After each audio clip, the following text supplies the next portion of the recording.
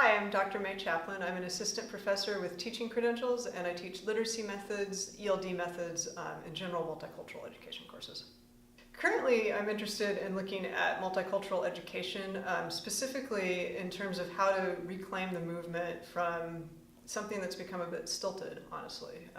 A lot of the discourse around multicultural education now is focused solely on tolerance, issues of diversity and acceptance, which, those can be good things. However, they don't truly challenge our students, or in my case, the students I work with who will be teaching future students, tolerance and diversity and acceptance. They don't challenge our teacher candidates in such a way that will help them really understand where some of their students are coming from, and more importantly, to push back on certain inequitable teaching practices or issues within the educational system itself, such as tracking, maybe watered down curriculum, things like that.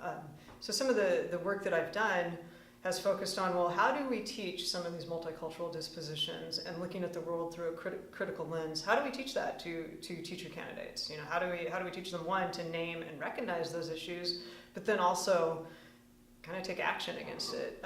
So some of the work I've done, I brought a book to show you. One of the first works that I've published since I came to Sac State is called The Promise of Equity, and I was the primary author with a colleague of mine at Cal State San Marcos, Dr. Annette Dowd, and we created the Social Justice and Equity Empowerment Framework. And really we look at how do we teach students to like I said, name those issues and problem pose. And we really look at the framework in the context of what it looks like in undergraduate courses. So for example, the Education 121 Multicultural Children's Literature, which I used to teach here, and also how does it look in credential coursework.